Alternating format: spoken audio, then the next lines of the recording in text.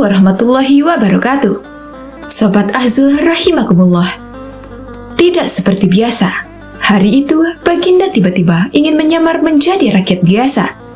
Beliau ingin menyaksikan kehidupan di luar istana tanpa sepengetahuan siapapun agar lebih leluasa bergerak. Baginda mulai keluar istana dengan pakaian yang amat sederhana, layaknya seperti rakyat jelata. Di sebuah perkampungan, beliau melihat beberapa orang berkumpul. Setelah Baginda mendekat, ternyata seorang ulama sedang menyampaikan kuliah tentang alam barzah. Tiba-tiba, ada seorang yang datang dan bergabung di situ.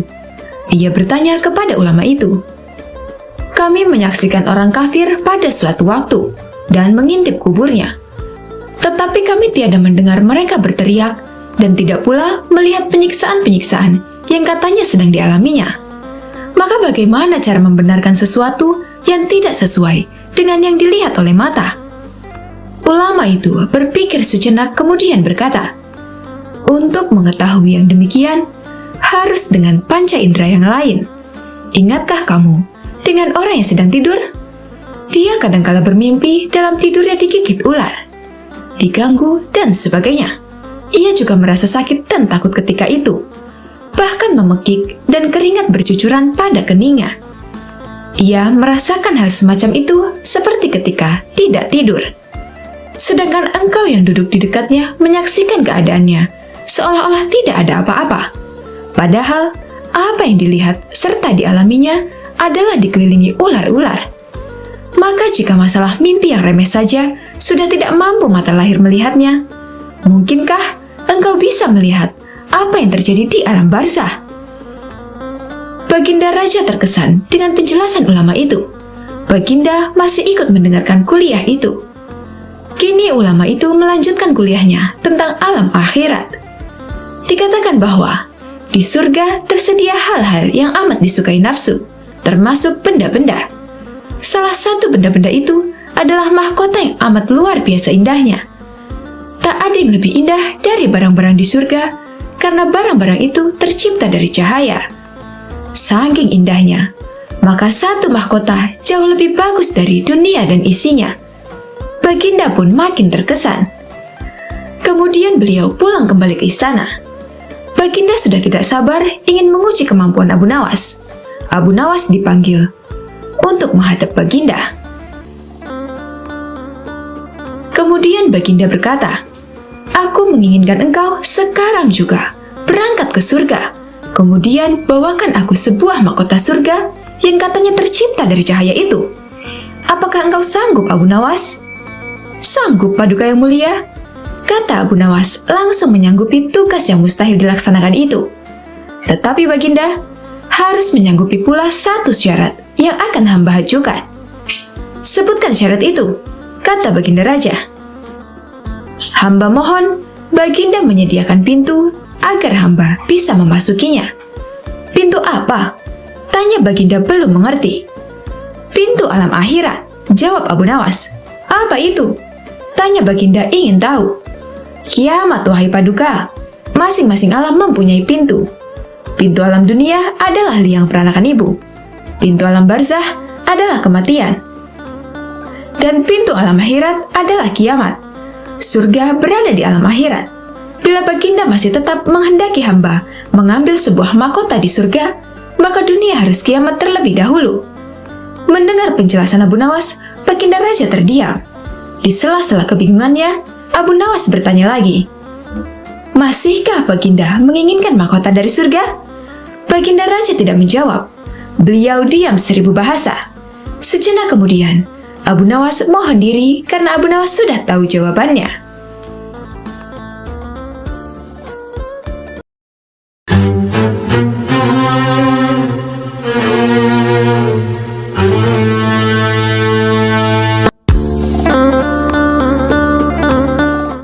Assalamualaikum warahmatullahi wabarakatuh.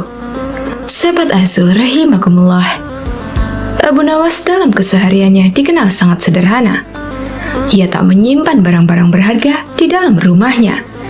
Sebab setiap kali mendapat hadiah dari Raja Harun al-Rashid, ia selalu membaginya dengan orang di sekitarnya yang membutuhkan. Tak sedikit pun uang dibelanjakan untuk membeli barang-barang berharga. Ia hanya menyisakan uang untuk makan dan kebutuhan dasar lainnya. Abu Nawas selalu mensyukuri apa yang dimilikinya meski hanya sedikit. Suatu malam, seorang pencuri masuk ke rumahnya dengan cara merusak pintu belakang rumah. Tindakan pencuri itu diketahui Abu Nawas. Tapi, apa yang dilakukan Abu Nawas? Bukannya memukul dan menangkap pencuri, ataupun berteriak agar para tetangganya terbangun dan menangkap pencuri itu. Justru ia mencari tempat persembunyian. Setelah masuk ke dapur, pencuri itu mulai mencari barang-barang berharga di rumah Abu Nawas. Ia mulai membuka lemari, laci, dan melihat-lihat kolong di bawah tempat tidur Abu Nawas. Ia tak menemukan satupun barang berharga. Tak ada uang, tak ada emas, guci keramik, ataupun barang-barang berharga lainnya. Pencuri itu tak putus asa begitu saja. Ia kembali memeriksa ulang setiap ruangan yang ada di rumah Abu Nawas untuk memastikan bahwa ia telah menggeledah semua tempat yang ia duga terdapat barang berharga. Sampai suatu ketika, ia melihat sebuah kotak besar di dalam suatu ruangan yang sebelumnya tak sempat ia periksa. Pencuri itu langsung membayangkan di kotak itulah barang-barang berharga disimpan. Dengan hati-hati pencuri itu membuka kotak tersebut. Tapi betapa kagetnya dia ketika yang ada di dalam kotak itu adalah Abu Nawas yang tak lain si pemilik rumah. Abu Nawas pun ikut terkaget-kaget. Secara spontan pencuri itu bertanya, "Hei, apa yang kamu lakukan di dalam kotak ini?" "Saya bersembunyi dari kamu," jawab Abu Nawas. "Kenapa begitu?" tanya si pencuri. "Saya malu kepadamu, karena saya tak memiliki apa-apa untuk diberikan kepadamu. Itulah kenapa saya bersembunyi di kotak ini," jawab Abu Nawas lagi. Setelah menerima jawaban seperti itu, pencuri itu dengan hati kecewa meninggalkan rumah Abu Nawas. Tapi ia bersyukur sekaligus heran karena Abu Nawas tak berteriak memanggil tetangga sehingga ia selamat dari hajaran massa.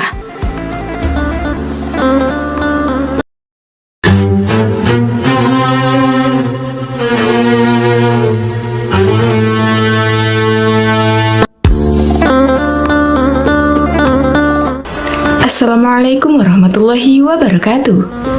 Sahabat Azu rahimakumullah. Suatu ketika, Abu Nawas dipanggil oleh Baginda Raja Harun al-Rasyid ke istana kerajaan, dan terjadilah percakapan di antara keduanya. Rupanya kali ini, Abu Nawas sedang memperingatkan rajanya perihal harta dunia yang tidak akan dibawa mati ke kuburan, karena Abu Nawas mengetahui bahwa ia dipanggil karena ingin diikat sebagai saudara raja dengan tali ikatan hadiah. Sesampainya di istana kerajaan, Abu Nawas dengan santainya menegur langsung Baginda Raja Harun al-Rasyid tanpa basa-basi terlebih dahulu. "Wahai Amirul Mukminin, bagaimana nanti jika Allah Subhanahu wa Ta'ala menghadapkan Anda di hadapannya, lalu meminta pertanggungjawaban Anda tentang lalat hitam, burung kenari, dan kulit ari?" kata Abu Nawas kepada Raja Harun. Begitu mendengar penuturan Abu Nawas yang tiba-tiba itu, menyebabkan Raja Harun al-Rasyid pun menjadi sedih, sehingga menangis terseduh-seduh. Melihat rajanya bersedih, salah seorang kepala pengawal segera bertindak dengan memarahi Abu Nawas. "Wahai Abu Nawas, engkau diamlah. Engkau telah menyakiti hati sang raja," bentak kepala pengawal kerajaan kepada Abu Nawas. "Biarkan dia," kata Raja Harun. "Sebenarnya, yang merusak dan menyakiti itu adalah Anda," kata Abu Nawas dengan berani. "Begini Abu Nawas, saya ingin mengikat tali persaudaraan denganmu dengan pemberian fasilitas dan hadiah-hadiah," kata Raja Harun al-Rasyid. "Kembalikan saja semua harta dari tempat semula yang hendak Paduka berikan kepada hamba," jawab Abu Nawas. "Lalu bagaimana dengan kebutuhanmu?" tanya Raja Harun. "Aku ingin Anda tidak melihatku dan aku pun tidak melihat Paduka. Ketahuilah wahai Amirul Mukminin, Aiman bin Nail dari Kudamah bin Abdullah al-Kalabi pernah berkata, Aku telah melihat Rasulullah Shallallahu Alaihi Wasallam melempar jumrah Aqobah di atas ontanya yang kemerah-merahan, tanpa ada pukulan dan tidak pula dengan pengusiran, jawab Abu Nawas. Setelah berkata demikian, Abu Nawas segera meninggalkan istana sambil bernyanyi. Persiapanmu telah memenuhi bumi sepenuhnya, hambamu mendekat dan sekarang apa? Bukankah engkau bakal mati dalam kuburan? Pewarismu mengelilingi, hartamu tak dapat engkau gunakan lagi. Itulah nyanyian Abu Nawas.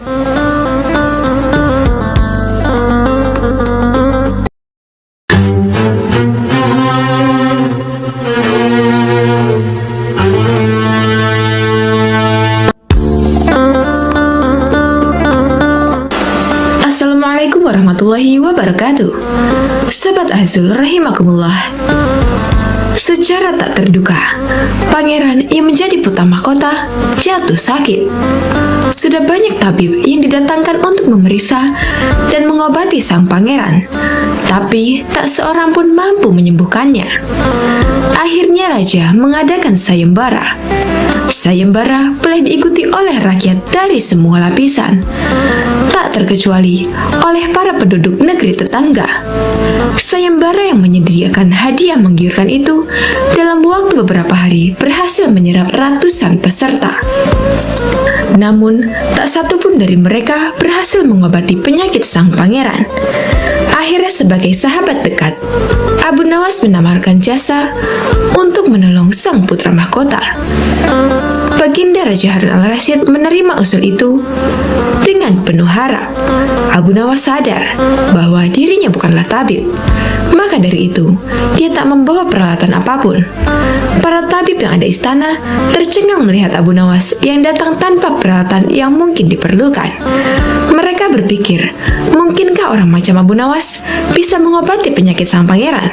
Sedangkan para tabib terkenal dengan peralatan yang lengkap saja tak sanggup mengobatinya. Bahkan penyakitnya sama sekali tak terlacak. Abu Nawas merasa bahwa seluruh perhatian tertuju padanya. Namun Abu Nawas tak begitu memperdulikannya. Abu Nawas dipersilakan memasuki kamar pangeran yang sedang terbaring.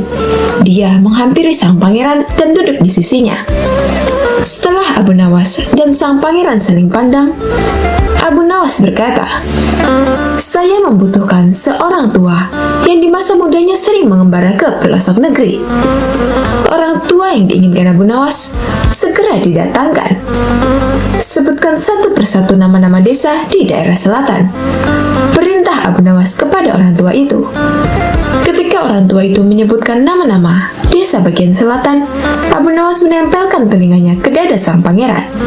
Kemudian, Abu Nawas memerintahkan agar menyebutkan bagian utara, barat, dan timur.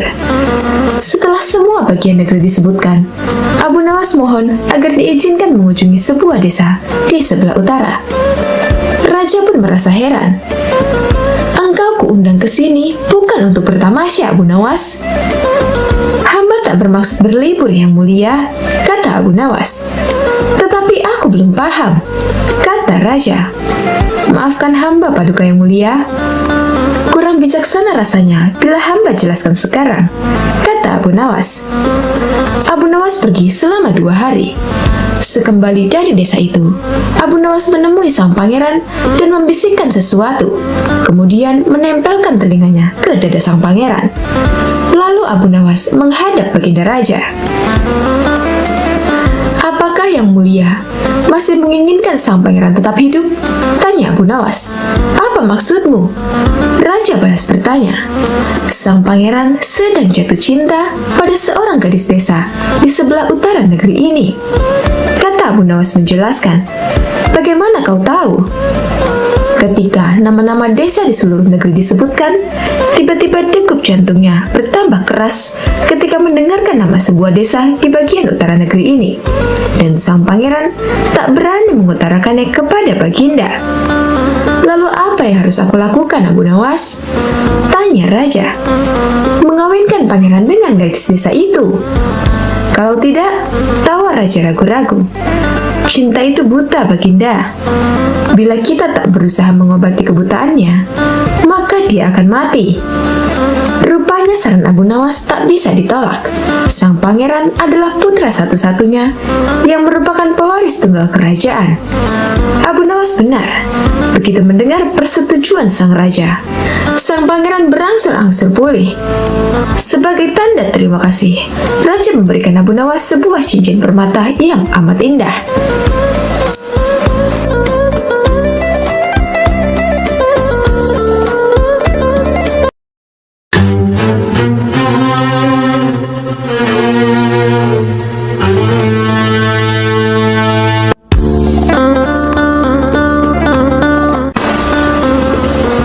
Assalamualaikum warahmatullahi wabarakatuh.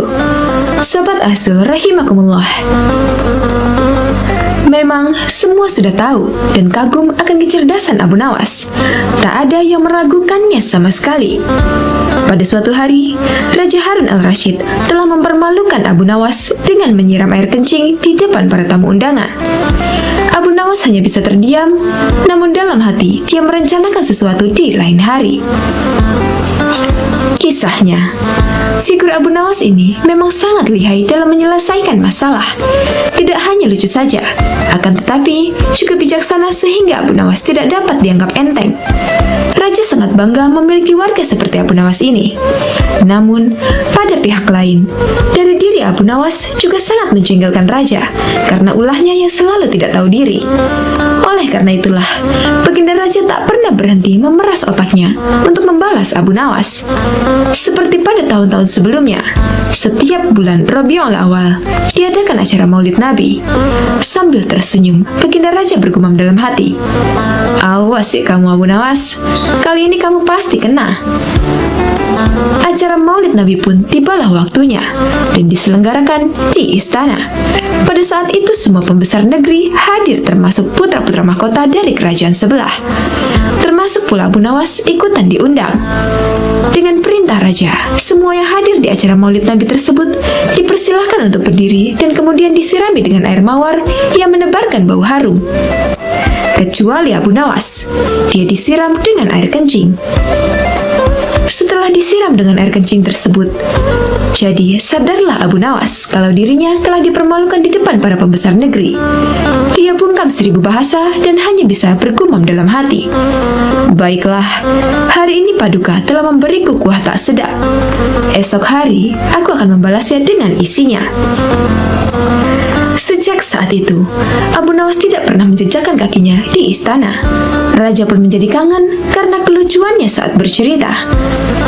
Ketika Raja memanggilnya ke istana, rupanya Abu Nawas tidak bersedia dengan alasan sakit yang membuat tubuhnya lemah lunglai. Karena khawatir telah terjadi sesuatu dengan diri Abu Nawas, Raja pun ingin menengoknya diiringi dengan beberapa petinggi kerajaan. Pucuk dicinta ulang pun tiba. Begitu mendengar Raja menuju ke rumahnya, Abu Nawas yang sedang dalam keadaan segar bugar itu pun langsung memasang aksi. Matanya terpejam, badan tergeletak lemah lunglai. Namun sebelum dia beraksi demikian, dia telah terlebih dahulu menyuruh istrinya menyiapkan obat ajaib yang berbentuk bulatan kecil. Dan di antara bulatan obat ajaib itu terdapat 2 butir yang dibubuhi tinja di dalamnya. Tak berapa lama kemudian, Raja sudah ada di depan pintu rumah Abu Nawas. "Wahai Abu Nawas, apa yang kamu telan itu?" tanya Raja. "Inilah yang disebut obat ajaib. Resepnya hamba peroleh lewat mimpi tadi malam. Jika hamba menelan 2 butir, niscaya akan sembuh," jawab Abu Nawas yang terlentang dan segera bangun setelah menelan pil yang kedua. "Kalau begitu, aku juga mau minum obat ajaib itu," kata Raja. "Baiklah tuanku." Paduka berbalinglah dan pejamkan mata seperti hamba sekarang ini. "Tidak boleh duduk, apalagi berdiri," kata Abu Nawas. Maka Raja pun menuruti perintah Abu Nawas. Begitu mata Raja terpejam, Abu Nawas cepat-cepat memasukkan butiran obat ajaib yang telah dibubuhi tinja itu ke mulut Raja. Tiba-tiba saja Baginda Raja bangkit sambil membelalakkan matanya. "Hai Abu Nawas, "Engkau memberiku makan tinja ya?" kata raja. Maka Abu Nawas pun segera bersimpuh sambil memberi hormat kepada rajanya. "Wahai khalifah, dulu baginda memberi hamba kuahnya. Sekarang hamba berikan isinya. Jikalau baginda tidak memberi hamba uang 100 dinar, kejadian itu akan hamba ceritakan kepada khalayak ramai," kata Abu Nawas. "Diamlah ya Abu Nawas, jangan ngomong kepada siapa-siapa. Nanti aku akan memberimu uang 100 dinar, kata raja. Setelah itu, raja dan semua pengikutnya kembali ke istana. Mereka menyiapkan pundi-pundi yang berisi uang 100 dinar. Nah, untuk kesekian kalinya, Abu Nawas berhasil memperdayai rajanya, berhasil mengalahkan rajanya.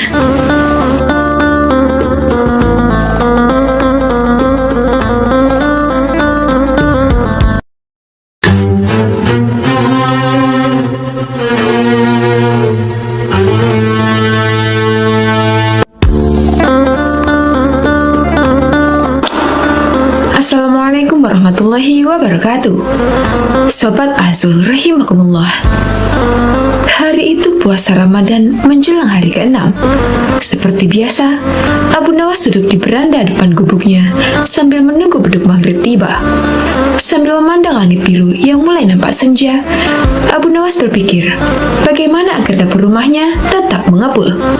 Sementara itu, ada seorang tuan tanah yang rumahnya tak jauh dari rumah Abu Nawas. Sebagai tuan tanah, tentu saja mempunyai rumah yang besar, lengkap dengan seperangkat gudang makanan, lahan peternakan, dan kamar. Hampir setiap orang yang berada di daerah itu, bahkan Abu Nawas sendiri, bekerja dengan tuan tanah itu. Bekerja keras setiap hari, tetapi dengan hasil yang sedikit. Dan bila meminjam dengan dirinya, maka harus mengembalikan dengan bunga yang sangat tinggi. Tingkat penghisapannya sangatlah tinggi. Dan sebagaimana tuan tanah, dia mempunyai sifat yang pelit, kikir, tamak, dan loba. Tuan tanah ini mendengar kabar bahwa Abu Nawas mempunyai suatu kepandaian yang aneh. Bila dia meminjam sesuatu, maka akan dikembalikan secara lebih. Katanya pinjamannya itu dapat beranak. Seperti meminjam seekor ayam, maka ayam itu akan dikembalikan 2 karena ayam itu beranak. Menarik juga kepandaian Abu Nawas ini, pikir sang tuan tanah. Tuan tanah lalu berpikir agar Abu Nawas segera meminjam darinya. Secara kebetulan, sore itu Abu Nawas ingin meminjam 3 butir telur kepada tuan tanah itu.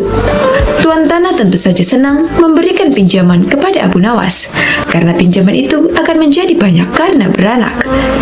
Malahan tuan tanah itu menanyakan kepada Abu Nawas apakah ingin meminjam yang lain. Abu Nawas menjawab tak perlu. Dia hanya butuh 3 butir telur. Tuan tanah itu bertanya lagi dengan Abu Nawas, kapan telur itu akan beranak? Abu Nawas menjawab, itu tergantung dengan keadaan. 5 hari kemudian, Abu Nawas kembali ke rumah tuan tanah itu, mengembalikan telur menjadi 5 butir. Melihat 5 butir telur, betapa senangnya tuan tanah itu. Tuan tanah lalu menanyakan kepada Abu Nawas, apakah dia akan meminjam lagi? Abu Nawas lalu meminjam piring tembikar sebanyak 2 buah. Tuan tanah itu memberikan dengan senang hati dan berharap piringnya itu menjadi lebih banyak. 5 hari kemudian, Abu Nawas datang dengan membawa 3 piring tembikar. Walaupun tak sesuai dengan yang diharapkan, tetapi hatinya cukup gembira karena 2 piring hanya melahirkan 1 anak saja. Tak apa pikir sang tuan tanah, karena bisa saja orang mempunyai anak tunggal, bahkan tak memiliki anak. Abu Nawas dan tuan tanah itu sama-sama senang. Maka dari itu, tuan tanah itu meminjamkan uang senilai 1000 dinar. Jumlah yang sangat besar. Gaji buat seluruh karyawan dan pekerjanya selama 1 bulan. Tuan tanah itu berangan-angan bahwa uang yang dipinjam Abu Nawas nanti akan diapakan karena akan banyak beranak. Tuan tanah itu menanti dengan tak sabar. Ditunggu selama 5 hari, Abu Nawas tak kunjung datang. Hampir 1 bulan, Abu Nawas juga tak kunjung datang. Saat tuan tanah akan mendatangi rumah Abu Nawas dengan centengnya, Abu Nawas tiba-tiba datang. Mulanya, tuan tanah gembira. Tapi sesudah Abu Nawas menjelaskan persoalannya, bukan main marahnya tuan tanah itu. Sayang sekali Tuan, uang yang saya pinjam itu bukannya beranak, malah 3 hari kemudian mati mendadak. Mendengar kata-kata itu, betapa geramnya Tuan Tanah. Hampir saja Abu Nawas dihajar centeng Tuan Tanah. Untung saja ada teman-teman Abu Nawas yang baru pulang dari bekerja. Tuan Tanah itu mengadukan ke pengadilan. Tuan Tanah itu berharap Abu Nawas akan digantung atau bahkan dihukum rajam. Dan pengadilan pun digelar. Abu Nawas membeberkan semua duduk permasalahannya. Demikian juga Tuan Tanah itu menjelaskan. Pengadilan pun memutuskan cukup rasional. Kalau sesuatu bisa beranak, sudah pasti bisa mati. Dan Abu Nawas telah menjalankan lakonnya dengan baik. Adapun Tuan Tanah yang tamak itu telah tertipu karena wataknya sendiri yang kikir, tamak, dan pelit.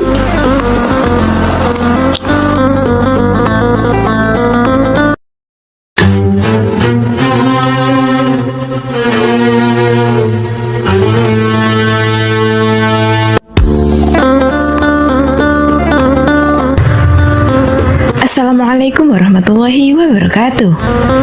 Sobat Azul rahimakumullah. Pada suatu hari, di kerajaan yang dipimpin oleh Raja Harun al-Rasyid, telah terjadi huru-hara.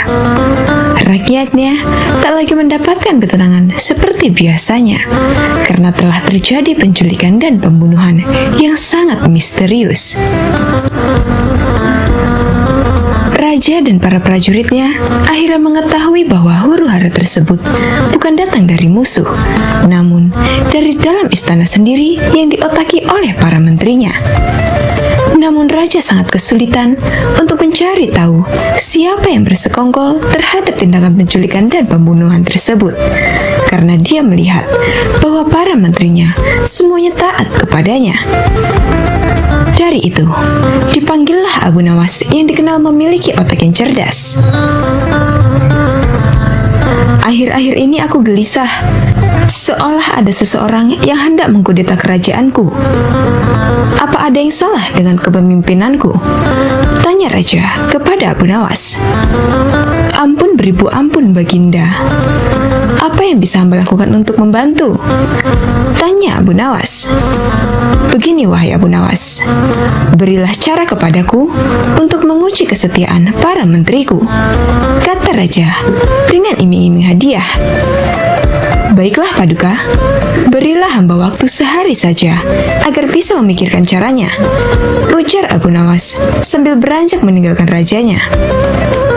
Setibanya di rumah, Abu Nawas berpikir keras untuk menemukan cara yang terbaik dan jitu. Karena kelelahan, Abu Nawas akhirnya tertidur dengan lelapnya. Pada keesokan harinya, ketika dia hendak sholat subuh, dia menemukan sorban yang berbau tak sedap. Sorban itu memang telah lama tak dicuci oleh istrinya. Dari situlah Abu Nawas menemukan cara jitu untuk menguji kesetiaan para menteri kerajaan. Setelah sholat subuh, Abu Nawas segera bergegas menuju istana kerajaan untuk menghadap Raja Harun al-Rasyid. Abu Nawas meminta Raja untuk bersandiwara seolah telah memiliki sorban yang sakti. Raja Harun setuju dan melakukan apa yang telah diperintahkan oleh Abu Nawas. Setelah itu, maka dikumpulkanlah kelima menterinya untuk menghadap. Di hadapan para menteri itu, Raja mengatakan bahwa ia telah mendapatkan hadiah berupa sorban sakti hasil pemberian dari kerajaan lain. Dan salah satu kesaktian sorban itu adalah bisa menentukan masa depan kerajaan di masa yang akan datang. Wahai para menteriku, bantulah aku untuk menentukan masa depan negeri ini, titah Raja. Bagaimana caranya, wahai Baginda? Tanya salah seorang menteri. Masing-masing dari kalian, coba ciumlah sorban hadiah ini secara bergantian. Apabila berbau wangi, maka kerajaan ini akan abadi. Namun, bila baunya busuk, maka kerajaan ini tak akan lama lagi akan segera runtuh. Jelas, Raja. Sesuai dengan perintah raja, para menteri satu persatu memasuki ruangan untuk mencium sorban sakti tersebut. Setelah semuanya telah mendapat giliran, maka dikumpulkanlah lagi menteri-menterinya. "Bagaimana baunya?" tanya raja. "Sorban ini baunya sangat harum. Niscaya kerajaan ini akan abadi," jawab menteri pertama. Menteri kedua dan ketiga menjawab sama dengan menteri pertama. Intinya, mereka berusaha untuk membuat rajanya senang. Giliran menteri keempat dan kelima angkat bicara. Di luar dugaan, menteri keempat dan kelima ini mengatakan bahwa sorban sakti tersebut berbau busuk dan menyengat hidung. Mendengar pernyataan menteri keempat dan kelima itu, raja akhirnya membuka rahasia bahwa sorban yang dikiranya sakti tersebut adalah milik Abu Nawas yang sudah usang dan tak dicuci lama sekali. Bergetarlah badan dari menteri pertama, kedua, dan ketiga. "Kini, aku tahu siapa di antara kalian yang telah berkhianat kepadaku. Kalian telah terbukti berbohong, dan kalian pantas untuk masuk penjara," ujar Raja Harun. Menteri pertama, kedua, dan ketiga segera ditangkap dan dimasukkan ke dalam penjara. Kepada menteri keempat dan kelima, Raja Harun memberikan hadiah kepada mereka karena kesetiaan yang telah diberikan. Tak lupa juga, Abu Nawas mendapatkan bagian hadiah yang telah dijanjikan oleh Raja Harun kemarin.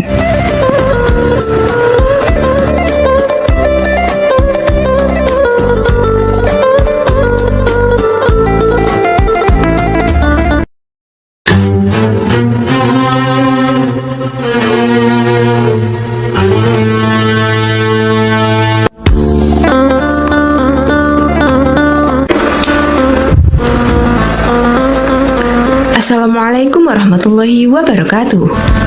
Sobat Asul rahimakumullah. Suatu hari, Baginda Raja Harun al-Rasyid memerintahkan dua pengawalnya untuk menjemput Abu Nawas di rumahnya agar segera datang ke istana.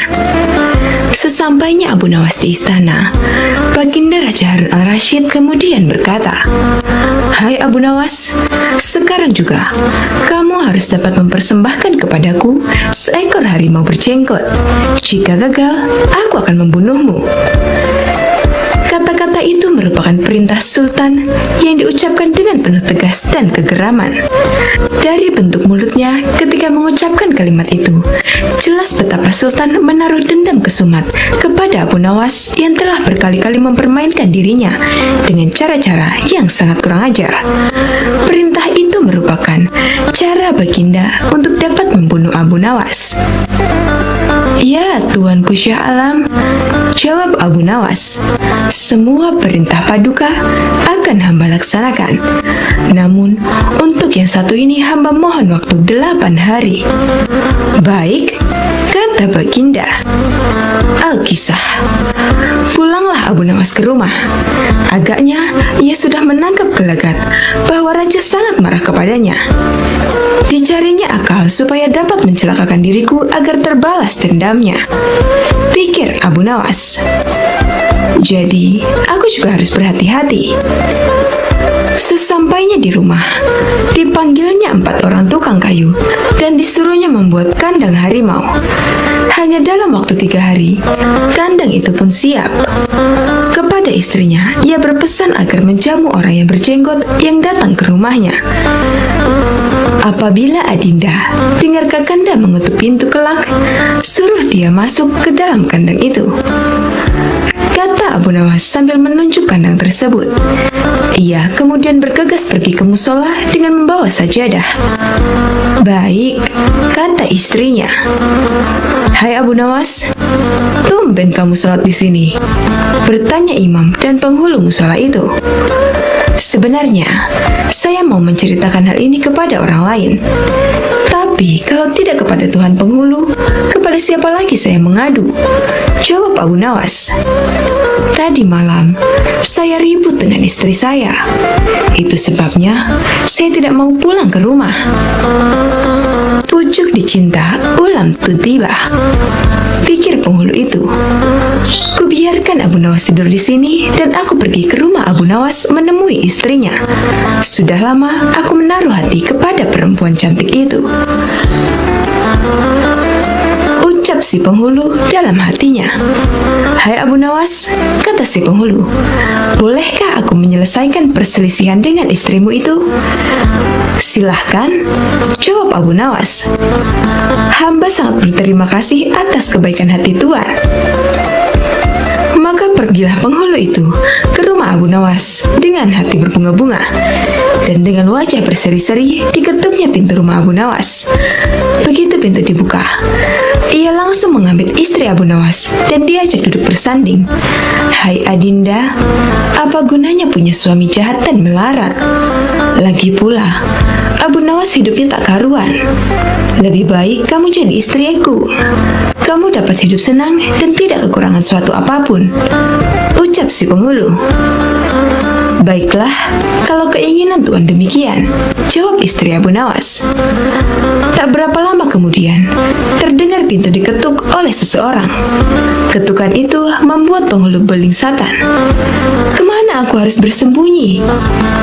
Ia bertanya kepada nyonya rumah. Tuan penghulu, silakan bersembunyi di dalam kandang itu, jawab istri Abu Nawas. Ia lalu menunjuk kandang yang terletak di dalam kamar Abu Nawas. Tanpa pinggir panjang lagi, penghulu itu masuk ke dalam kandang itu dan menutupnya dari dalam. Sedangkan istri Abu Nawas segera membuka pintu. Abu Nawas pun masuk ke dalam rumah. Hai Adinda, apa yang ada di dalam kandang itu? Tanya Abu Nawas. Tidak ada apa-apa suamiku, jawab istrinya. Apa putih-putih itu? Tanya Abu Nawas.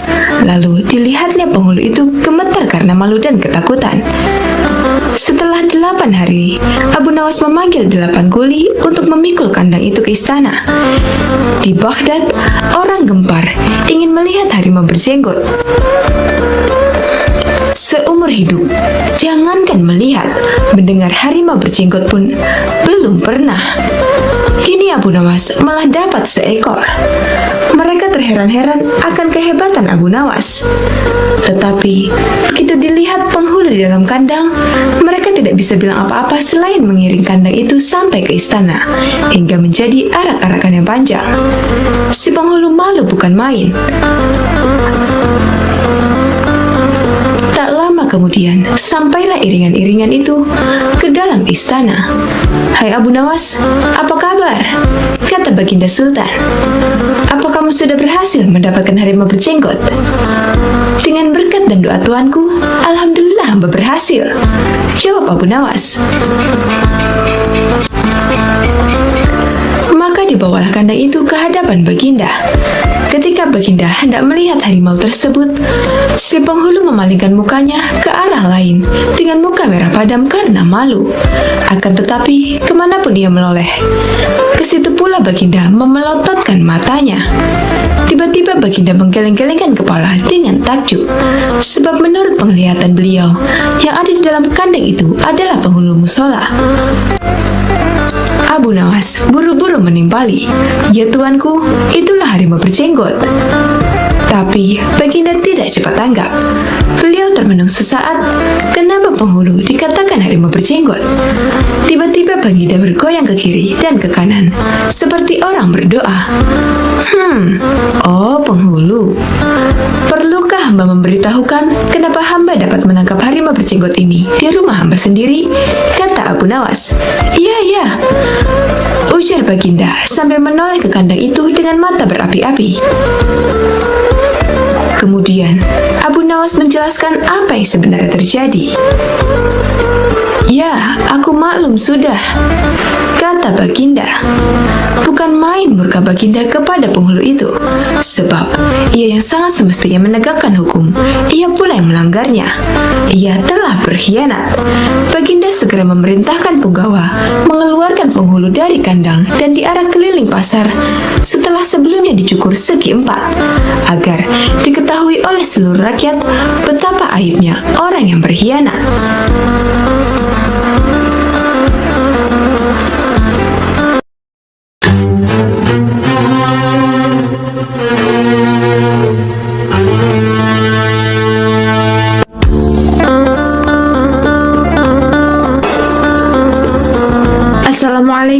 warahmatullahi wabarakatuh.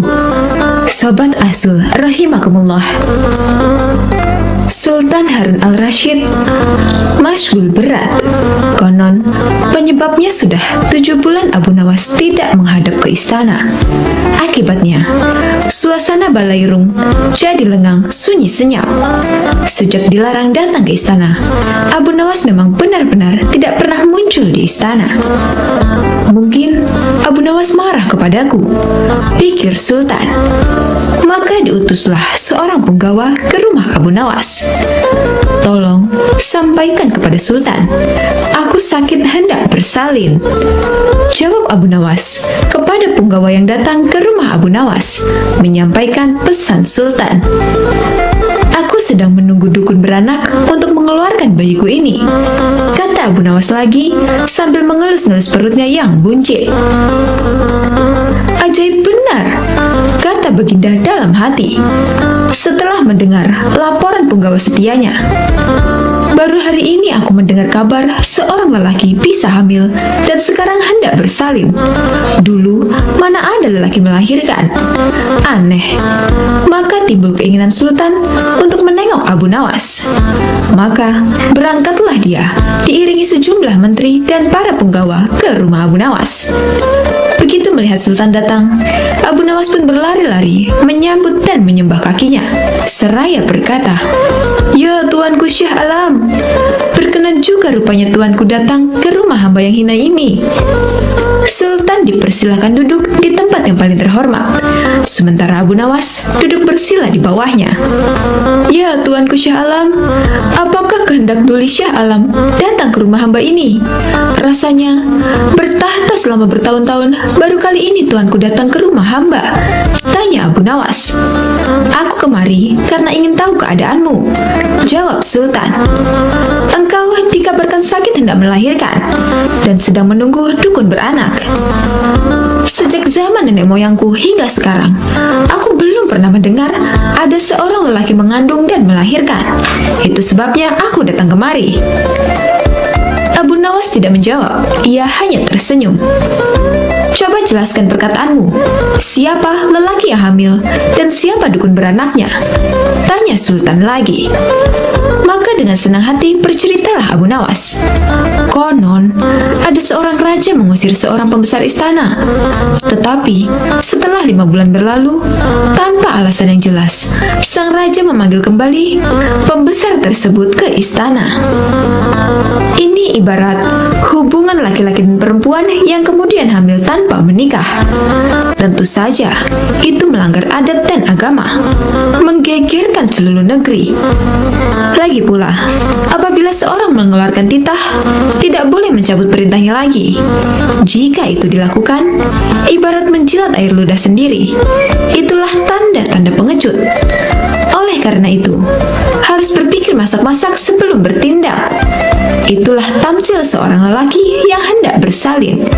Adapun dukun beranak yang ditunggu adalah Baginda kemari, kata Abu Nawas.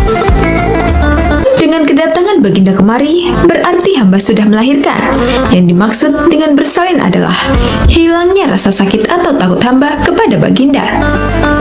Bukan begitu, kata Sultan. Ketika aku melarang kamu datang lagi ke istana, itu tidak sungguh-sungguh, melainkan hanya bergurau saja. Besok, datanglah engkau ke istana. Aku ingin bicara kepadamu. Memang di sana banyak menteri, tetapi tidak seperti kamu. Lagi pula selama engkau tidak hadir di istana, selama itu pula hilanglah cahaya balairungku.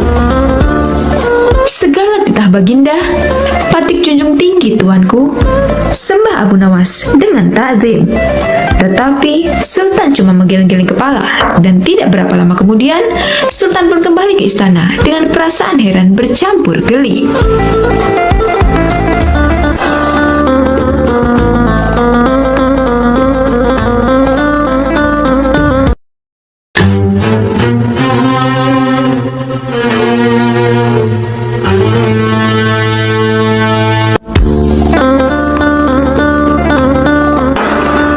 Assalamualaikum warahmatullahi wabarakatuh. Sobat Azul rahimakumullah. Pada Pada suatu hari yang cerah, Raja Harun al-Rashid mengalami kejenuhan dan berencana hendak pergi ke hutan yang terkenal akan keindahannya. Raja pun mengajak Abu Nawas sebagai pemandu dalam perjalanan tersebut. "Siap paduka raja?" kata Abu Nawas. Rupanya Abu Nawas tidak keberatan dengan ajakan rajanya tersebut, dan berangkatlah mereka ke hutan dengan mengendarai keledai sambil bercengkrama di sepanjang perjalanan.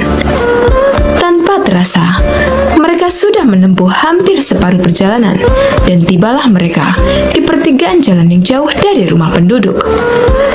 Mereka berhenti karena ragu ke arah mana hutan yang dituju.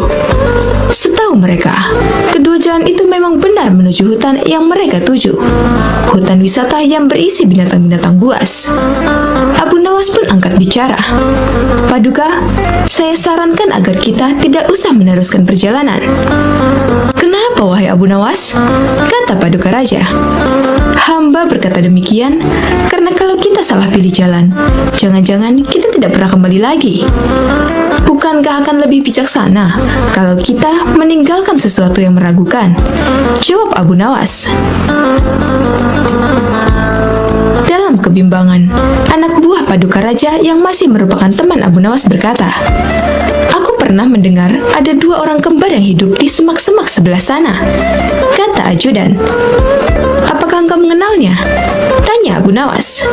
"Tidak juga. Mereka adalah si yang memiliki rupa sangat mirip. Yang satunya selalu berkata jujur, dan satunya selalu berkata bohong," jawab ajudan. "Baiklah, kita istirahat dulu. Nanti kita menuju ke rumah si kembar," kata Abu Nawas. Abu Nawas, paduka raja, dan prajuritnya kemudian beristirahat sejenak sambil makan. Seusai makan, mereka menuju ke rumah si kembar bersaudara itu. Setelah pintu diketuk, maka keluarlah salah satu dari mereka. "Maaf, aku sangat sibuk hari ini. Engkau hanya boleh mengajukan satu pertanyaan saja, tidak lebih," kata dia. Abu Nawas pun mendekati salah satu si kembar yang beda sifat itu, dan mulai menanyakan jalan yang menuju hutan yang indah dan berbisik. Dan salah satu si kembar itu pun menjawabnya dengan berbisik pula. Setelah itu Abu Nawas dan rombongan segera pamit untuk meneruskan perjalanan. "Paduka raja, hutan yang kita tuju jalan sebelah kanan," kata Abu Nawas. "Bagaimana engkau bisa tahu harus ambil jalan arah kanan? Sedangkan kita tidak tahu apakah orang yang kita tanya tadi orang yang selalu berkata benar atau berkata bohong," tanya paduka raja. "Wahai paduka, orang yang aku tanyai tadi menunjukkan jalan sebelah kiri," kata Abu Nawas. Paduka raja masih juga belum mengerti dengan perkataan Abu Nawas. "Apa maksudnya?" tanya raja. "Karena orang itu menunjukkan jalan sebelah kiri," jawab Abu Nawas. "Coba jelaskan kepadaku," tanya raja. "Tadi aku bertanya ke orang itu, apakah yang akan dikatakan saudaramu bila aku bertanya jalan mana yang menuju hutan yang indah? Dan dia menjawab sebelah kiri. Dengan pertanyaan itu, siapapun yang aku tanya, entah si kembarnya selalu berbohong maupun si kembarnya selalu berkata jujur, pasti akan menjawab sebelah kiri." Jawabannya, yang pertama, bila yang ditanya tadi adalah orang yang selalu berkata benar, jalan sebelah kiri. Karena ia tahu saudara kembarnya akan mengatakan jalan sebelah kiri, sebab ia tahu saudara kembarnya selalu berkata bohong. Yang kedua, bila yang ditanya tadi orang yang berkata bohong, jalan sebelah kiri. Karena ia tahu bahwa saudara kembarnya akan mengatakan jalan sebelah kiri, sebab saudaranya selalu berkata benar. Akhirnya, rombongan raja itu memilih jalan yang ditunjuk Abu Nawas. Tak lama kemudian, masuklah mereka ke dalam hutan yang memiliki pemandangan yang indah. Raja pun menjadi senang dan memberikan sebuah hadiah kepada Abu Nawas.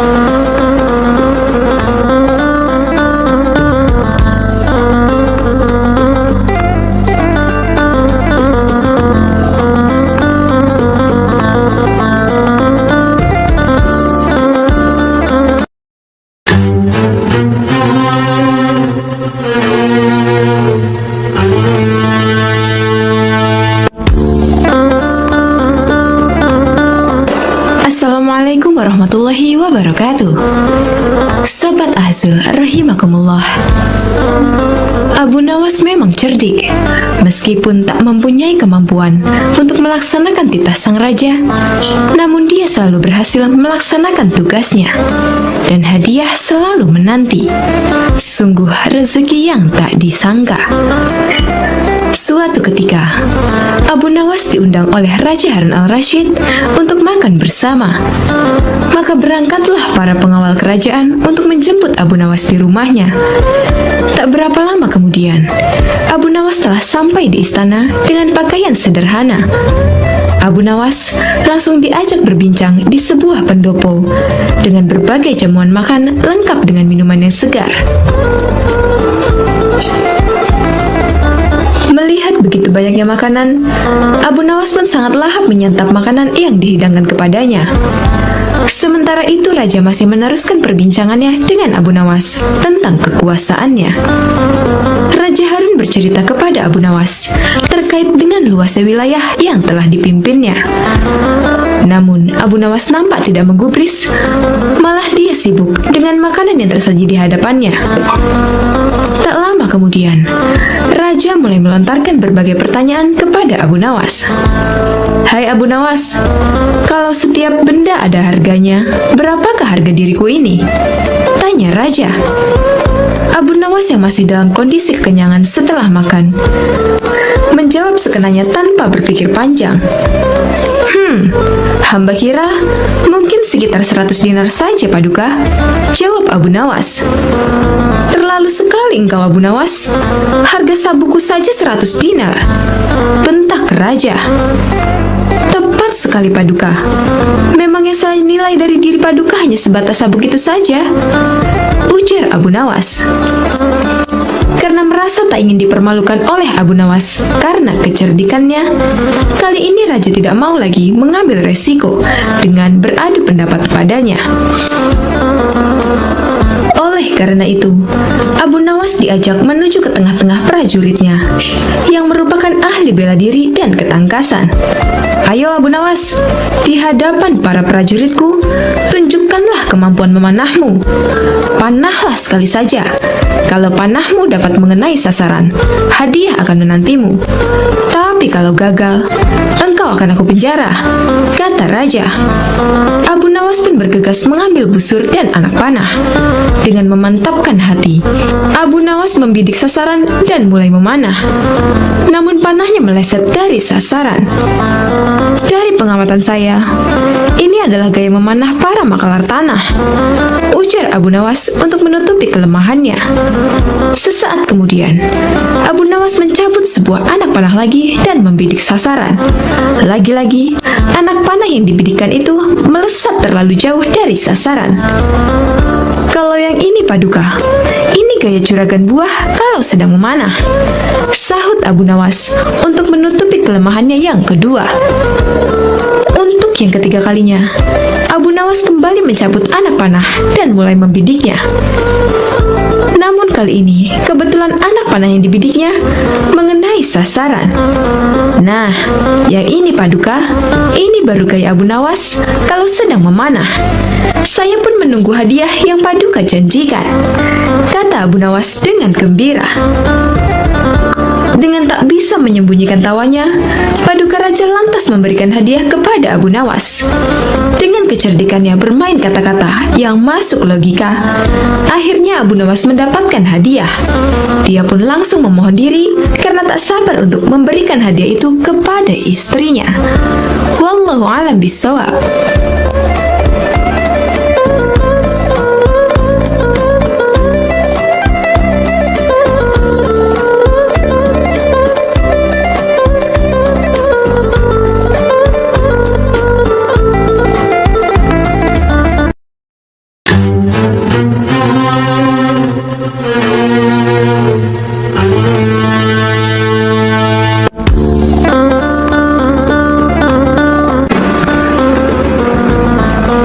Assalamualaikum warahmatullahi wabarakatuh. Sobat Azul rahimakumullah. Abu Nawas mendengar baginda raja yang memiliki seorang menteri kepercayaan dan senantiasa mendampinginya.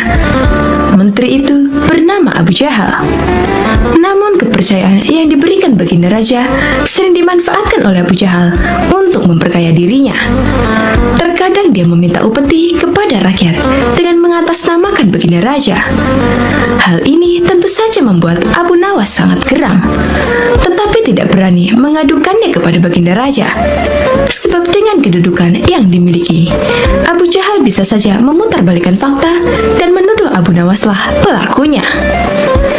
Seiring berjalannya waktu, penasihat istana meninggal dunia. Baginda raja sangat kehilangan dan belum bisa menemukan penggantinya. Jadi untuk sementara waktu, jabatan penasihat istana masih kosong. Belum ada yang mendudukinya. Kesempatan ini segera dimanfaatkan Abu Jahal. Ia ingin sekali menduduki jabatan tersebut. Dengan begitu, ia bisa lebih leluasa memengaruhi baginda raja. Segala cara Abu Jahal lakukan. Di depan baginda raja, Abu Jahal terus mencari muka agar terpilih menjadi penasihat istana. Tapi sayangnya, ambisi Abu Jahal ini harus kandas di tengah jalan, karena tidak berapa lama, baginda raja justru memilih Abu Nawas untuk jadi penasihat istana. Keputusan baginda raja ini tentu saja membuat Abu Jahal kecewa, sehingga ia menaruh dendam kepada Abu Nawas. Suatu hari, ketika Abu Jahal melihat Abu Nawas sedang duduk bersama baginda raja, timbul pemikiran di kepalanya.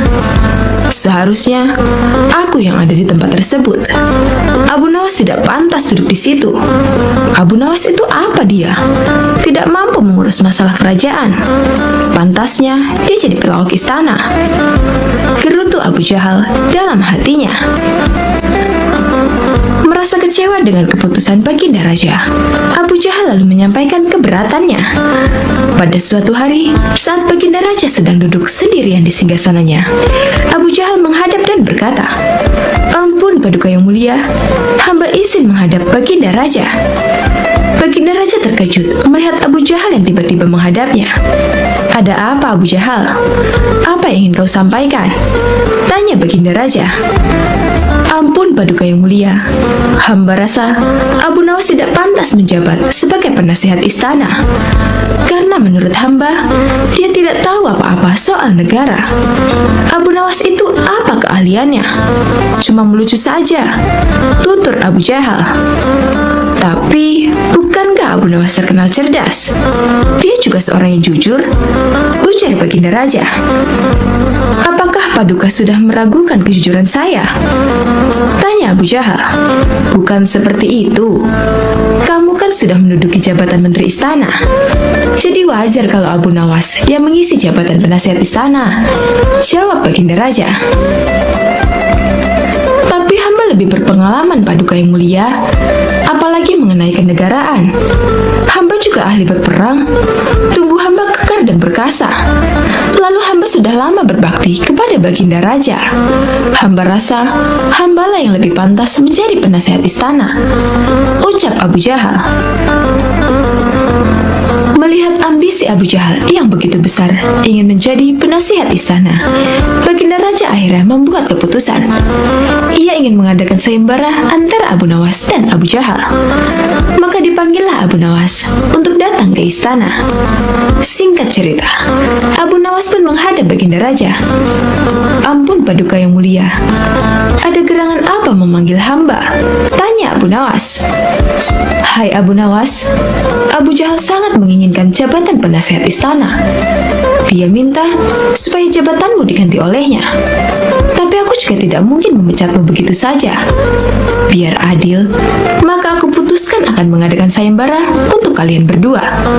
Siapa yang menjadi pemenangnya, maka dialah yang berhak jadi penasihat istana," jelas baginda raja. Sejenak Abu Nawas terdiam dan berpikir, Abu Jahal pasti punya rencana busuk. Jangan sampai dia jadi penasihat istana. Bisa-bisa rakyat makin miskin, tertindas oleh kelakuannya, pikir Abu Nawas. "Ampun Paduka yang mulia, kalau boleh tahu, sayembara apa yang hendak diberikan?" tanya Abu Nawas. "Aku ingin masing-masing dari kalian membawakan satu gentong air laut, tapi yang rasanya tawar," perintah baginda raja. Abu Nawas dan Abu Jahal langsung terkejut mendengar permintaan baginda raja yang aneh itu. Sekarang pulanglah kalian berdua dan besok kembali ke sini dengan membawa air laut yang rasanya tawar, kata baginda raja. Sesampainya di rumah, Abu Nawas terus memikirkan dan mencari tahu keberadaan laut yang airnya tawar. Mana ada air laut yang rasanya tawar? Orang secerdik apapun tidak akan bisa melakukannya, pikir Abu Nawas. Sementara itu Abu Jahal mulai berbuat curang. Ia memasukkan air sumur ke gentong untuk dibawanya ke istana.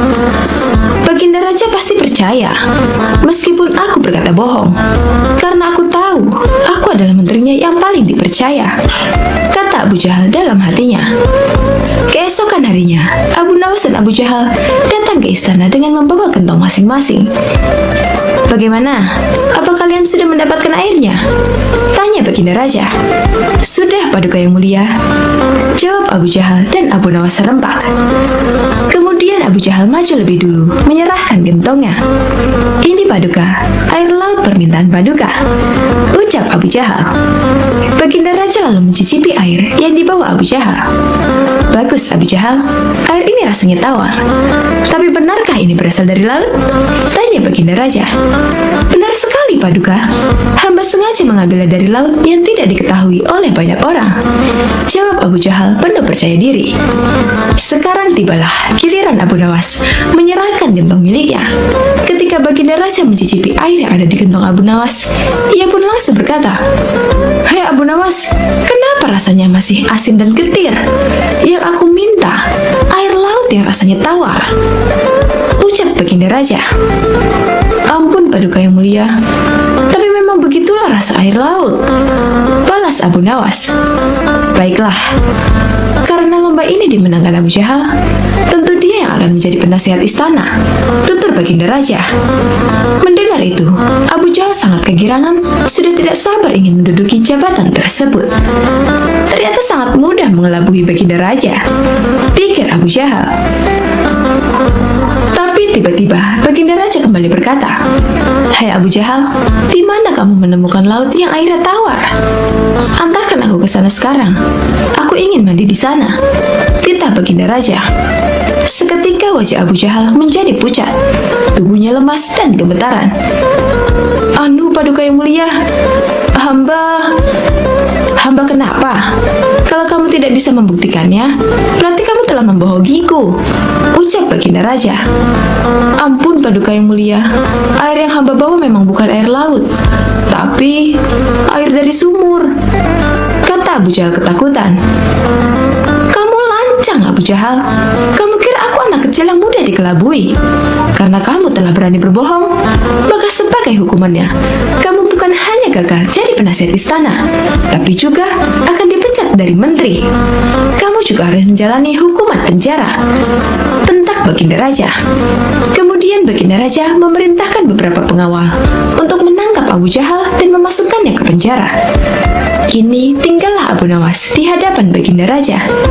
"Hai Abu Nawas, bukankah kamu terkenal cerdik? Bisa saja kamu membohongiku, dan dengan kecerdikanmu itu, kamu tentu bisa menutupi kebohonganmu. Tapi kenapa kau tidak lakukan?" tanya baginda raja. "Ampun Paduka yang mulia, hamba memang cerdik, tapi hamba bukan pembohong. Secerdik apapun manusia, tidak akan ada yang bisa mengubah rasa air laut menjadi tawar," terang Abu Nawas. "Kamu benar Abu Nawas, itulah orang yang saya cari untuk menduduki jabatan sebagai penasihat istana, cerdik dan juga jujur," kata baginda raja tersenyum puas. Wallahu a'lam bishawab.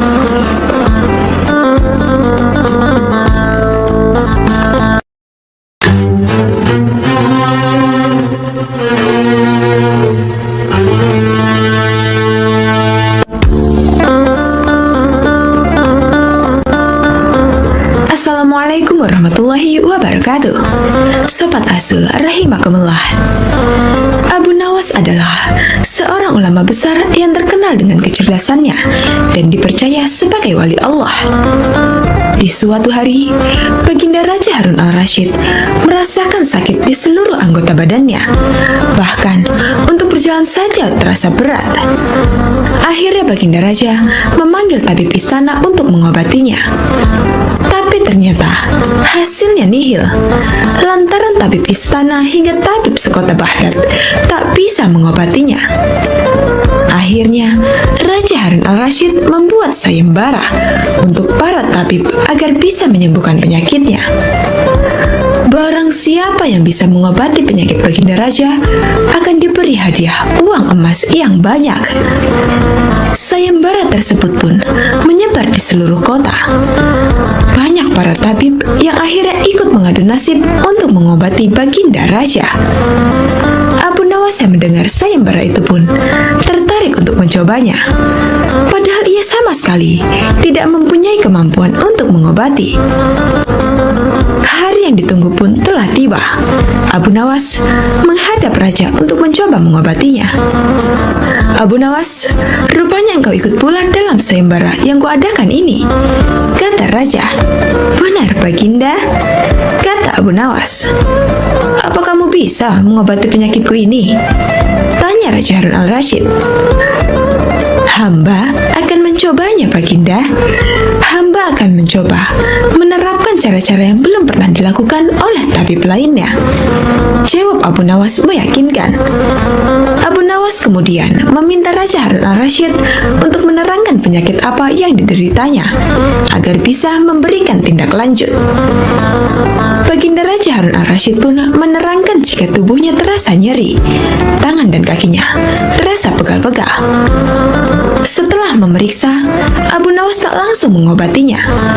Ia meminta waktu 2 hari kepada Raja Harun al-Rashid untuk meramu resep obat terbaik untuknya. Di bawah pohonnya rindang, Abu Nawas terus berpikir resep untuk sang Baginda. Maklum saja, Abu Nawas bukanlah tabib, sehingga ia pun bingung harus memberikan resep apa untuk Baginda Raja. Sambil duduk dan berpikir, dari kejauhan ia melihat seorang kakek tua yang masih sibuk sendirian memetik buah-buahan di kebun kurma. Abu Nawas yang heran langsung mendekati kakek tersebut. Setelah bercakap-cakap dengan kakek tersebut, Abu Nawas mendapat jawaban. Kakek tersebut menjadikan aktivitas memetik buah sebagai kesibukan. Jika tak ada kesibukan tersebut, malah merasa badannya pegal-pegal. Dari pertemuan tersebut, akhirnya Abu Nawas menemukan penyebab sakitnya Baginda Raja. Esok harinya, Abu Nawas pun menghadap Baginda Raja Harun al-Rashid. Hai Abu Nawas, belum 2 hari kau sudah menghadapku. Mana obat untukku? Tanya Raja Harun al-Rashid. Maafkan hamba Baginda. Kali ini hamba datang belum membawa obat yang dapat Baginda minum. Sebab obat yang bisa menyembuhkan Baginda hanya telur unta. Baginda harus cari telur unta itu sendiri. Karena jika tak dicari sendiri, maka khasiatnya akan hilang. Terang Abu Nawas. Kalau itu yang kau sarankan, baiklah, aku akan segera mencarinya, jawab Baginda Raja. Dengan sekuat tenaga, Raja Harun al-Rashid mencoba mencari telur unta di pasar. Para pedagang pun terheran, bukankah unta itu beranak bukan bertelur? Tapi mereka tak berani mengatakan hal itu sebab yang mencari adalah Baginda Raja. Setelah berkeliling kota dan tak menemukan satupun penjual telur unta, Harun al-Rashid bertemu nenek tua yang menjelaskan jika unta tak bertelur tapi beranak. Baginda Raja lantas tersadar jika ia baru dibohongi oleh Abu Nawas.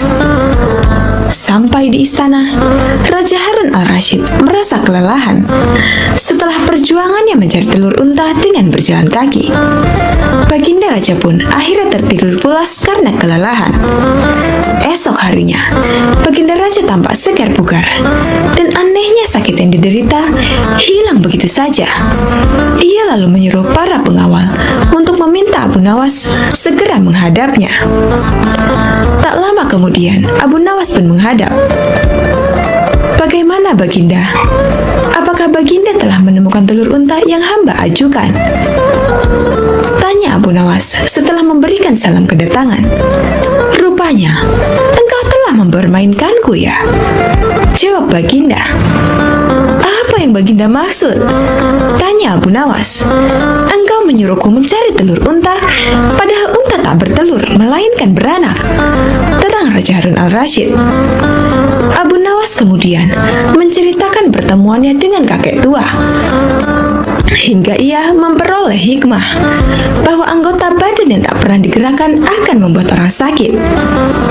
Pengalaman itulah yang ingin diterapkan Abu Nawas kepada bagindanya, supaya baginda raja tidak hanya memerintah tetapi juga bergerak.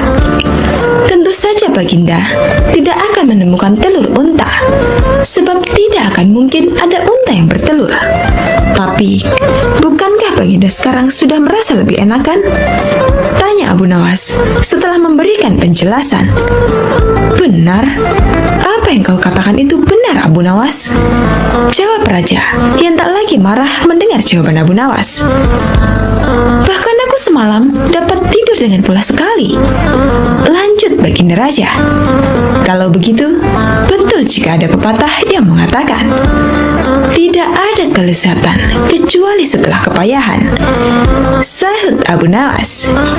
Mendengar hal itu, Raja Harun al-Rasyid pun tertawa dan geleng-geleng kepala atas kecerdikan Abu Nawas.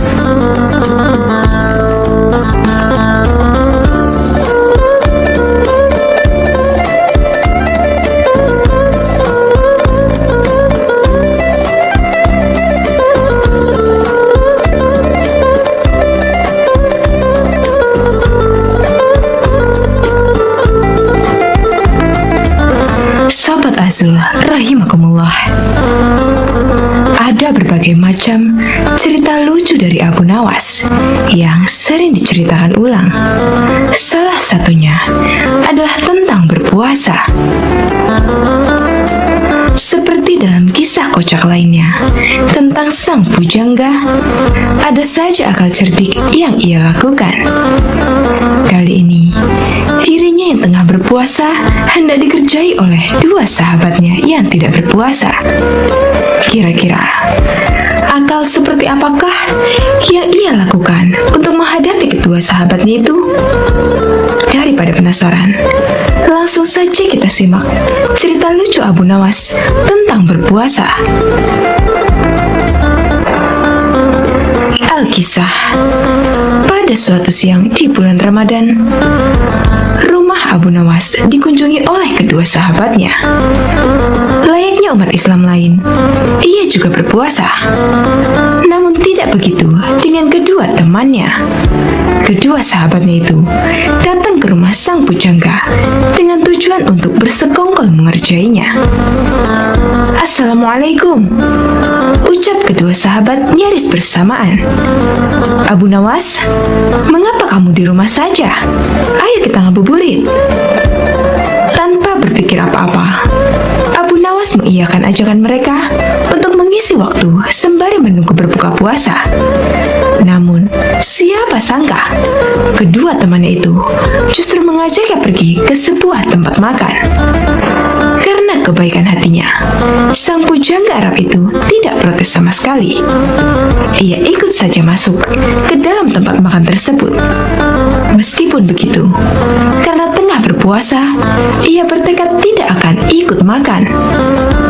Untungnya, kedua temannya itu membeli makan untuk dibawa pulang, bukan makan di tempat. Rupanya, kedua temanku ini sangat menghormatiku yang sedang berpuasa.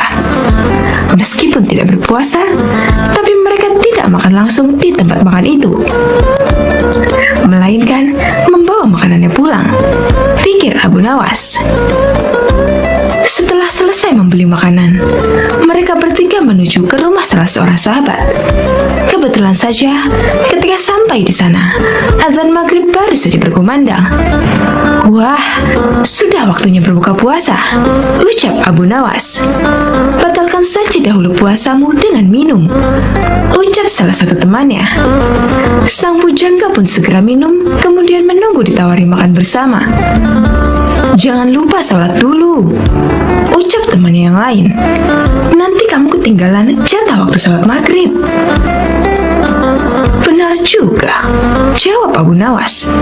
Ia kemudian mengambil air wudhu dan menjalankan ibadah sholat maghrib. Seusai sholat, ia kembali menemui kedua sahabatnya sambil berpikiran. Kali ini akhirnya ia bisa makan. Mengapa kamu tidak mengaji Al-Quran? Tanya temannya. Mumpung perutmu masih kosong, lebih baik kamu mengaji dahulu. Takutnya, nanti kalau sudah kenyang, kamu jadi mengantuk. Lama-kelamaan, penyair dari Persia itu merasa jengkel. Ia merasa kalau kedua sahabatnya itu sedang mengerjainya.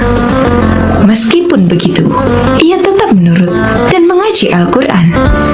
Kemudian, apakah setelah mengaji, akhirnya ia bisa makan? Tentu saja tidak. Abu Nawas, sekarang mari kita lompat tidur, ucap salah satu temannya. Esok pagi yang memiliki mimpi paling indah akan bisa memakan makanan ini. Bukannya mengajak makan, temannya itu justru mengajak lompat tidur. Tentu saja saat itu ia benar-benar sadar kalau ia sedang dikerjai oleh teman-temannya. Meskipun marah, tokoh yang hidup di abad ke-8 ini tetap menyanggupi perlombaan yang tidak masuk akal tersebut. Ia dan kedua sahabatnya tidur malam itu juga. Dan keesokan harinya, setelah bangun tidur, mereka pun kembali berkumpul untuk membicarakan mimpi yang mereka dapatkan semalam. Salah satu dari teman Abu Nawas memulai ceritanya. Semalam, aku bermimpi sangat indah sekali. Di dalam mimpi itu, aku memiliki rumah mewah, mobil mewah, uang yang banyak, dan pesawat pribadi. Hidupku pokoknya sangat sempurna. Teman yang lain menganggukkan kepalanya beberapa kali ketika mendengar cerita itu. Mimpimu memang indah, sahabat, ucapnya kemudian. Tapi egois sekali. Kalau aku semalam justru bermimpi kalau negeriku ini tidak punya hutang. Infrastrukturnya berkembang dengan baik. Jalan-jalannya mulus. Pelabuhan selalu lancar. Ongkos transportasi murah. Dan semua rakyatnya begitu sejahtera. Hingga aku tak bisa menemukan orang yang berhak menerima zakat. Mendengar cerita tentang mimpi tersebut, salah satu sahabat sampai terkagum-kagum. Mimpimu luar biasa sekali, sahabat, ucap salah satu sahabatnya. Bagaimana denganmu, Abu Nawas? Apakah mimpimu lebih luar biasa dari sahabat kita ini? Coba ceritakanlah kepada kami, wahai sahabat. Sayangnya, mimpiku hanya biasa saja, ucap sang pujangga memulai ceritanya. Semalam aku bermimpi dengan Nabi Daud alaihi salam. Kalian tentu tahu kan kalau Nabi Daud gemar berpuasa. Beliau seringkali berpuasa sehari, kemudian berbuka sehari setiap waktu. Kedua sahabat itu mengangguk-anggukkan kepalanya. Kemudian, semalam dalam mimpiku, Nabi Daud bertanya kepadaku, apakah engkau berpuasa, wahai Abu Nawas? Tentu saja aku langsung menjawab iya. Kemudian beliau kembali bertanya, sudahkah engkau berbuka puasa, wahai Abu Nawas? Dan aku hanya bisa menjawab belum. Kemudian Nabi Daud alaihissalam menyuruhku segera berbuka puasa. Saat itu juga, aku langsung bangun dari tidur dan mengambil makanan yang sudah kalian belikan kemarin sore. Kontan, kedua sahabat pun hanya bisa saling berpandangan. Salah satu dari mereka kemudian mengecek makanan yang mereka simpan di dalam lemari malam sebelumnya. Benar saja, semua makanan yang mereka simpan kemarin kini telah raib. Berarti semalam sang bujangga sungguh-sungguh memakan makanan itu. Kedua sahabat pun langsung menyesali perbuatan mereka kemarin. Siapa sangka, rupanya mereka tetap kalah cerdik dari akal temannya. Berniat mengerjai, justru akhirnya ganti dikerjai.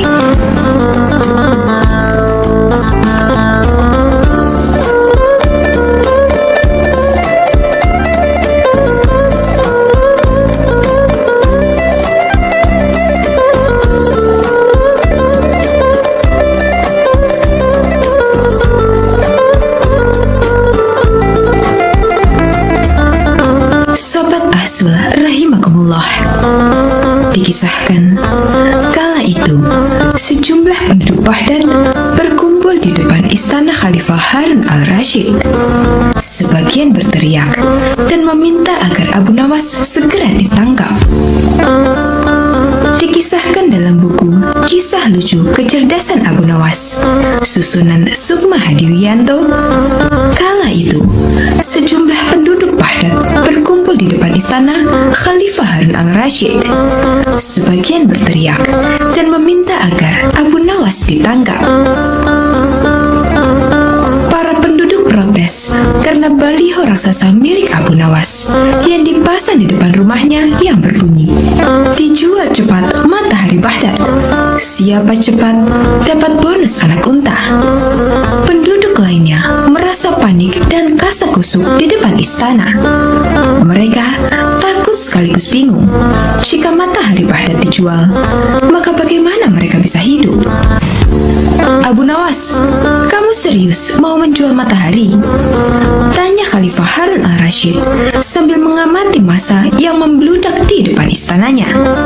"Benar, Baginda. Supaya kita bisa ikut cara mereka menggunakan otak," jawab Abu Nawas. "Maksudnya?" Khalifah kembali bertanya. "Begini, Baginda. Apakah Baginda senang infrastruktur di Baghdad terbangun hebat di zaman Baginda? Baginda bangga bisa menjadi teladan untuk rakyat bahwa selama menjabat jadi khalifah, Baginda tidak korupsi. Baginda senang tidak mempertontonkan keserakahan dengan menguasai ratusan ribu hektar padang pasir. Padahal Baginda bisa melakukannya dengan kekuasaan yang sekarang Baginda genggam," beber Abu Nawas. Khalifah Harun al-Rasyid yang bingung lantas meminta Abu Nawas untuk menjelaskan maksud dari ucapannya. "Abu Nawas, coba ke inti masalah. Jika Baginda turun dan tanya massa yang sekarang berdemonstrasi itu, ketahuilah bahwa mereka akan menjawab, 'Buat apa bangun infrastruktur? Infrastruktur tidak bisa dimakan.' Jadi, jalan-jalan mulus yang Baginda bangun selama ini, puluhan bendungan yang Baginda banggakan, lapangan terbang, rel kereta api di Koramabad, pasar-pasar di Kirkuk, itu semua percuma, tidak bisa dimakan," kata Abu Nawas menjelaskan. Khalifah Harun al-Rasyid pun terdiam. Baginda bangga tidak korupsi. Anak Baginda jual pisang goreng. Itu malah membuat mereka marah dan cemburu. Buat mereka, Baginda mestinya korupsi agar mereka tak repot-repot lagi bikin isu tak masuk akal. Misalnya, Baginda keturunan Mongolia. Baginda memusuhi ulama. Baginda membiarkan partai Bans yang sudah dilarang tumbuh lagi. Wah, pokoknya banyak Baginda. Lalu, apa hubungannya dengan menjual matahari?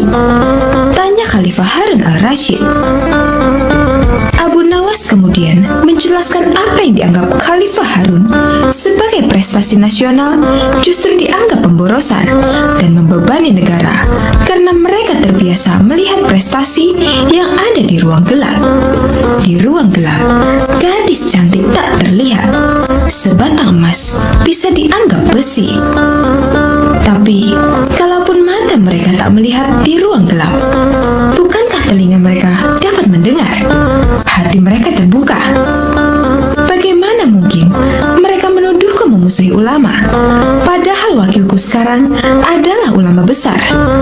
Jikapun mereka tak suka aku, bukankah kepada mereka sekarang aku sodorkan ulama yang dulu mereka klaim mereka bela? Mengapa sekarang mereka tinggalkan?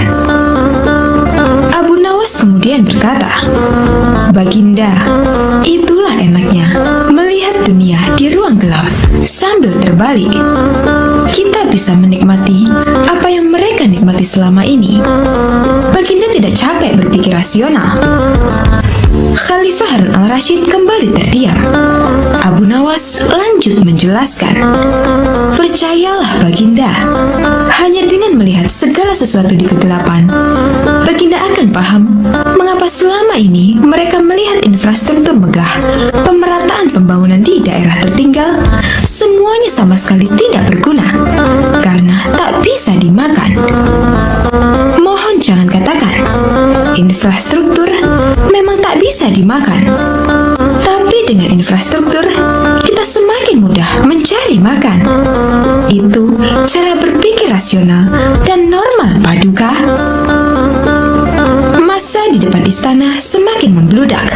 Khalifah Harun al-Rashid masih terdiam. Ia lantas memberi isyarat membenarkan ucapan Abu Nawas.